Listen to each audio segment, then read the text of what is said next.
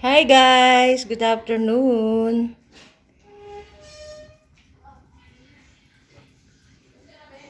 Ang gagawin natin ngayon ay caramel popcorn. So, ito yung ingredients.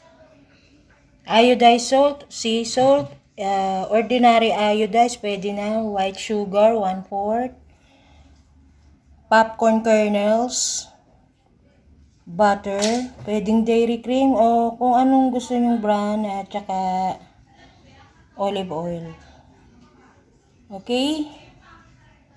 So, ulitin ko, white sugar, sea salt, or ordinary iodized salt, pwede na. Ayan, sea salt yung gagamitin ko. Popcorn kernels, olive oil, and dairy cream.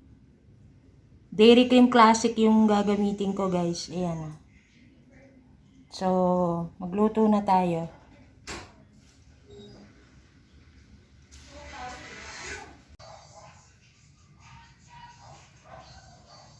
So, eto no, nakasalang na yung kawali. Pwedeng ordinary kawali lang. Pwede naman eh.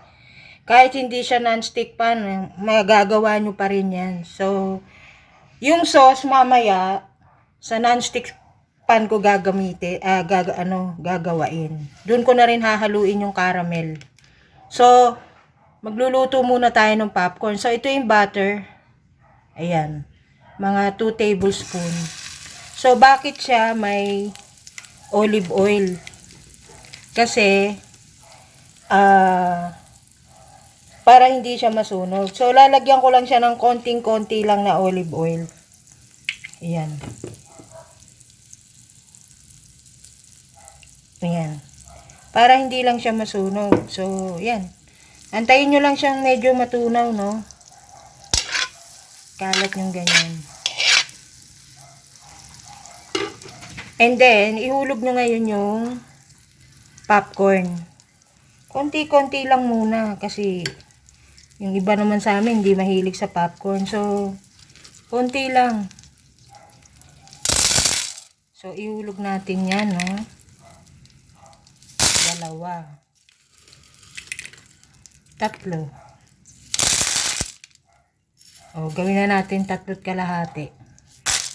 So, antayin nyo lang yan. Magpa-pop in na yan. So, ayan. Kita nyo? So, yan o. Nagpa-pop in siya.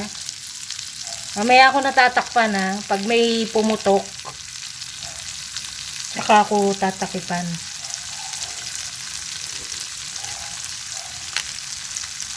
Ayan. So, kukuha muna ako ng takip, no? Puputok yan. Kaya lang ako naglagay ng ng konting olive oil para hindi siya masunog yung butter. Okay? So kukuha muna ako ng takip, guys, ha.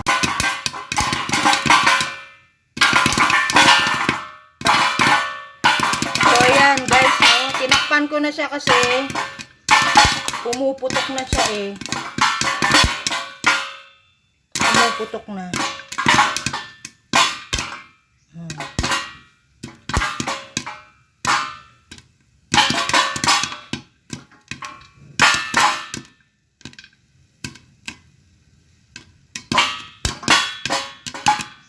Yung ang apoy niya mahina lang ha, yung alalay lang siya. Okay.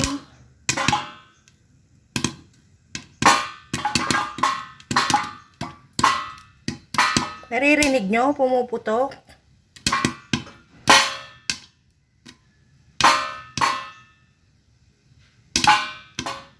Yan, pag kaunti na yung nagpa-pop na popcorn, ibig sabihin yan, luto na. So, tatanggalin ko muna yung takip, guys, no? So, ayan, guys, no? Luto na siya, no? So, pumutok lahat siya yung popcorn. So, doon ko siya lulutuin sa, sa non-stick pan yung sauce. Doon ko na rin siya hahaluin. So, I'll be right back, guys, no? Luto na, no? Okay. I'll be right back. So, ayan guys, no? Nakasalang na yung Teflon pan. So, ito yung white sugar. Ayan. Lagay nyo yung white sugar. So,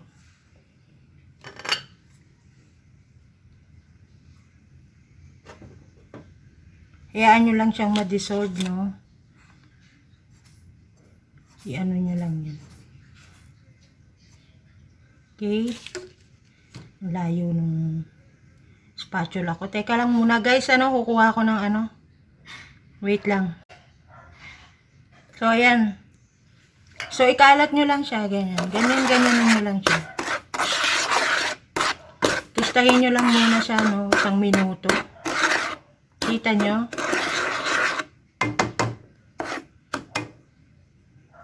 Ayan. Teflon pan yung ginagamit ko. So, pag natusta na siya, lagyan nyo lang siya ng konting-konting tubig.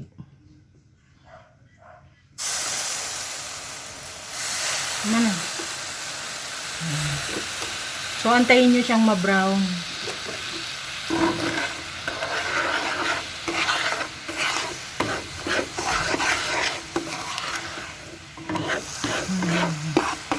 Hindi naman didikit yan kasi teflon pan yung ginagamit nyo.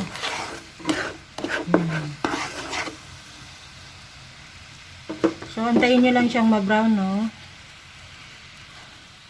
Ang apoy niya, yung heat, moderate lang ha, huwag masyado kasi madaling masunog yung asukal. So, ayan. Antayin nyo lang siya ma-brown. So, I'll be right back, Ibra-brown ko lang siya, no? So, ito yung itsura niya, no? Pag natunaw na siya, no? So, lagyan nyo siya ng konting butter. So, ganyan lang. Haluin nyo lang ng haluin.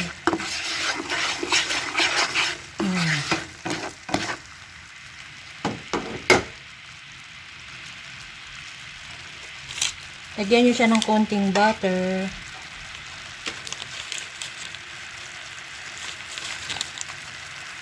Ito.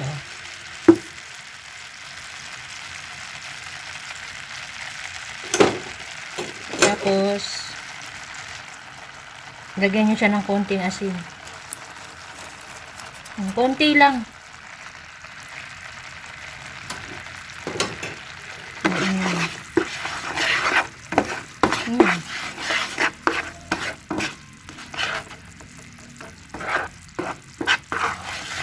Yung asin, pinch lang, konting-konti lang.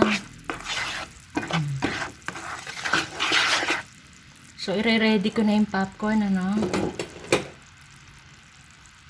Kukunin ko yung isang kawali. Doon ko ngayon hahaluin siya doon sa malaking kawali. Yan. Pwede na yan. Konti lang, mga 2 tablespoon ng butter. Para lang maging glossy siya, oh. Yan, pwede na yan. Okay, I'll be right back guys ha. Kukunin ko lang isang kawali. So, ayan na itsura niya guys, no. Ayan, no. Hinalo ko siya dyan, no. So, antayin nyo lang matuyo siya, no. Ayan.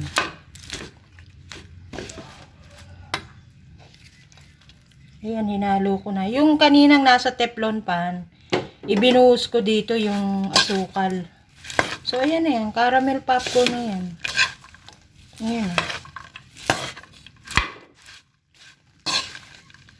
Antayin nyo lang siya. Patuyuin nyo lang. O, para matuyo yung asukal, palamigin nyo muna sandali. Ayan. Okay.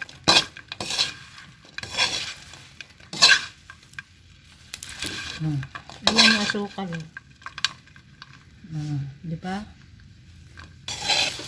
Ayan, no?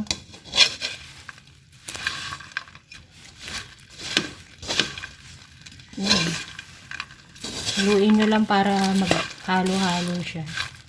So, ito na guys yung aking salted caramel popcorn. Ayan, no?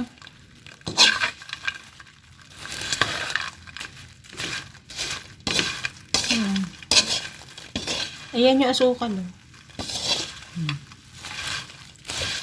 Konti lang nilagay ko kasi ayaw ko nung masyadong matamis. So, pwede nyo naman dagdagan yung asukal. Kung gusto nyo, gawin nyo. Ayan, oh. Pwede nyo gawing, kasi yung ginamit ko, 5 tablespoon na lang na asukal, eh. Pwede nyo gawing 8. Tapos, lagyan nyo ng, pag natunaw na yung yung asukal na konti, natustan nyo na, lagyan nyo konting tubig. Yun, halo-halo lang. Halo-halo lang siya.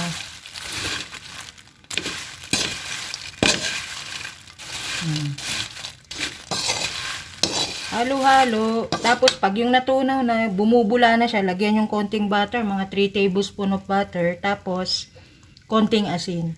Depende sa asin, ha. Depende sa alat kung anong gusto nyo, no. So, ako ayoko ng maalat. So, see you again sa next cooking vlog ko, guys, no. And, thank you.